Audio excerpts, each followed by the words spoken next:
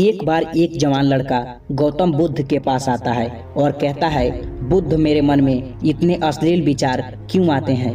मेरे मन में अक्सर काम वासना के विचार चलते रहते हैं, जिसके बारे में सोच सोच कर मैं अपना बहुत से समय और ऊर्जा बर्बाद कर देता हूँ, जिनकी वजह से शांत नहीं रह पाता हूँ और हमेशा ही विपरीत लिंग के प्रति आकर्षण महसूस करता हूँ। बुद्ध ने मुस्कुराते हुए कहा, क्या तुम्हें पता है काम वासना होती क्या है?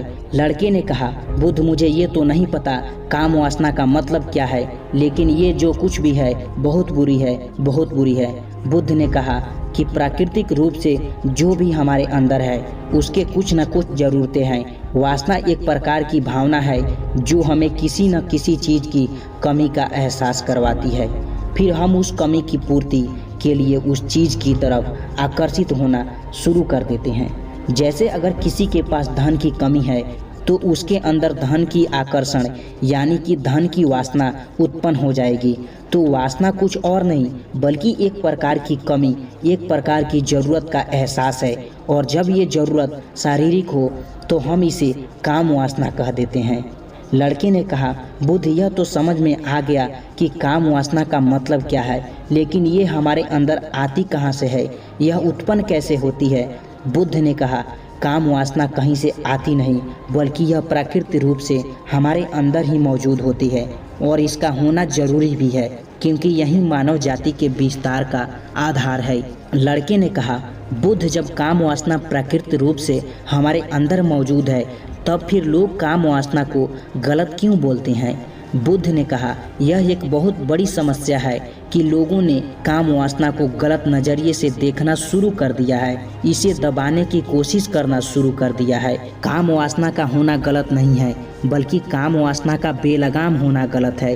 केवल उसी के बारे में गलत सोचना, उसी के लिए जीना, केवल उसी को अपने जीवन का लक्ष्य बना लेना गलत है। बुद्ध ने उस लड़के से पूछा, तुम्हें क्या लगता है, क्या जानवरों में भी काम वासना होती है? लड़के ने कहा, हाँ बुद्ध, जरूर होती है, क्योंकि जानवरों को भी तो अपनी पीढ़ियों को आगे बढ़ानी है। बुद्ध ने कहा, फिर हम जानवरों की काम वासना को गलत क्यों नहीं कहते? लड़के ने कहा, पता नहीं बुद्ध, आप ही बताएं। बुद्ध ने कहा, क्योंकि जानवर अपनी काम वासना का उपयोग सिर्फ संतति उत्पन्न करने के लिए करते हैं, उससे खुशी प्राप्त करने के लिए नहीं, और ना ही सुख भोगने के इरादे से, क्योंकि जानवरों को प्रकृति ने इतनी सोचने समझने की क्षमता ही नहीं दी कि वह अपनी काम वासना को अपने तात्क्षणिक सुख का आधार बना सके, जबकि हम इंसानों ने अपनी सोचने समझने की क्षमता का दुरुपयोग करके प्रकृति में पाई जाने वाली हर एक चीज का अपने सुख और आनंद करने का प्रयास करते हैं। हम इंसानों ने भी काम वासना के साथ यही किया है, इसे अपने आनंद और भोग का आधार बना लिया है। जिस भावना को प्रकृति ने मानव जाति का अस्तित्व बनाए रखने के लिए हमारे अंदर डाला था, उसे हमने जीवन का सर्वोपरि लक्ष्य बना रखा है, और इंसानी काम वासना का यह बेलगाम होना ही उसके दुखों का कारण है। यह काम वासना होती क्यों है, इसके बेलगाम होने का कारण क्या है? बुद्ध ने कहा, काम वासना के बेलगाम होने के मुख्य 4 कारण हैं, जिसमें से पहला कारण है जीवन में किसी बड़े उद्देश्य का ना होना। बुद्ध ने उस लड़के से पूछा, क्या जब तुम किसी काम में व्यस्त होते हो तब भी तुम्हारे मन में अश्लील विचार आते हैं? लड़के ने कहा, नहीं बुद्ध, जब मैं व्यस्त रहता हूँ तो मेरे दिमाग में अश्लील विचार नहीं आते हैं। बुद्ध ने कहा, हमारा दिमाग एक बार में सिर्फ एक ही चीज़ के बारे में सोच सकता है, इसलिए जब हमारे दिमाग में कोई विचार चल रहे होंगे तो अश्लीलता का विचार आ ही नहीं सकता। अगर हमारे जीवन में कोई बड़ा और स्पष्ट लक्ष्य है और अगर हम उस स्पष्ट लक्ष्य के प्रति पूरी तरह से समर्पित हैं तो हमारे पास कभी इतना समय ही नहीं होगा कि यह फालतू विचार हमारे मन में घर कर सके, और अगर ऐसा विचार उठते भी हैं तो हमारे मजबूत लक्ष्य के विचार इन्हें आसानी से हमारे मन से अलग कर देंगे। लेकिन समाज की असल समस्या यही है कि अधिकतर लोगों के पास स्पष्ट लक्ष्य ही नहीं है। काम वासना के बेलगाम का दूसरा सबसे बड़ा कारण है समाज के द्वारा इसे गलत बताकर इसे दबाए जाने की कोशिश करना। लोगों के एक बड़े तबके ने कामुकता को हमेशा ही एक शक की नजर से देखा है और इसका सबसे बड़ा कारण है हमने अपने प्रजनन अंगों को शरीर की बाकी अंगों की तरह से स्वीकार नहीं किया है, जबकि हमारे प्रजनन अंग भी हमारे शरीर का हिस्सा मात्र है, इससे अधिक कुछ भी नहीं है। आगे बुद्ध ने कहा, इंसानों में कामुकता के हावी होने का तीसरा कारण है हमारा अपने विचारों के प्रति जागरूक ना होना। हमारे मन में कैसे विचार चल रहे हैं हम इस पर कभी ध्यान नहीं देते।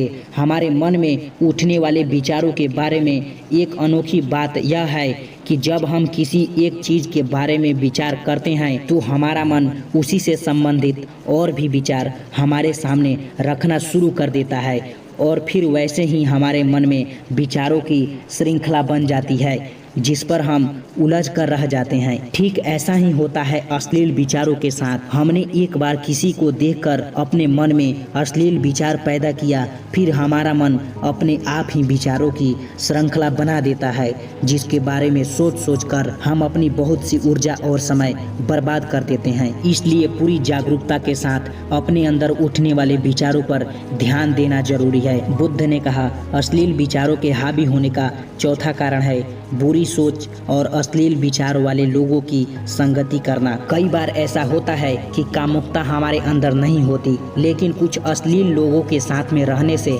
यह हमारे अंदर हावी हो जाती है। इसलिए बुरे विचार वाले लोगों से दूरी बनाकर रखनी चाहिए। लड़के ने कहा, बुद्ध ये तो समझ में आ गया कि कामुकता हावी कैसे होती है, लेकिन इसे हावी होने से रोका कैसे जा सकता है। बुद्ध ने कहा, सबसे पहले तुम यह समझो कि काम वासना की ऊर्जा को रोका नहीं जा सकता, इसे सिर्फ रूपांतरित किया जा सकता है। और इस ऊर्जा को रूपांतरित करने के दो तरीके हैं, पहला है प्रेम और दूसरा है ध्यान। जब हम सच्चे प्रेम में होते हैं तो हमारे अंदर का काम ऊर्जा हमारी खुशी और हमारे आनंद में परिवर्तित हो जाती है। लेकिन ज्यादातर लोग शारीरिक आकर्षण को ही प्रेम मानते हैं, जो कि ऊर्जा को व्यर्थ करता है, रूपांतरण नहीं। काम वासना की ऊर्जा को शरीर के अंदर रूपांतरित करने का सबसे सफल तरीका है ध्यान। ध्यान के माध्यम से आप अपने अंदर स्थित आनंद के उस केंद्र में स्थापित हो जाते हैं जिसके सामने दुनिया का हर भोग विलास फीका लगने लगता है। ऐसा नहीं है कि आप ध्यान से उतरने के बाद वह सब सोचने और करने में सक्षम नहीं रहते, बल्कि आप उससे ऊपर उठ चुके होते हैं और फिर यह सब हरकतें आपको छोटी और बचकानी लगने लगती है। लड़के ने कहा, लेकिन बुद्ध ध्यान की शुरुआत कहाँ से करें? बुद्ध ने कहा, सबसे पहले तुम खुद के साथ अकेले में समय बिताना शुरू कर दो, क्योंकि जो इंसान जिसके साथ सबसे ज्यादा समय बिताता है वो उसको सबसे ज्यादा जानने लगता है। और जब तुम खुद को जानना शुरू कर दोगे तो ये सारे भौतिक सुख तुम्हें छोटे लगने लगेंगे। और फिर एक दिन ऐसा भी आएगा जो तुम्हारे चाहे बिना तुम्हारे दिमाग में किसी भी तरह के विचार उठना बंद हो जाएंगे।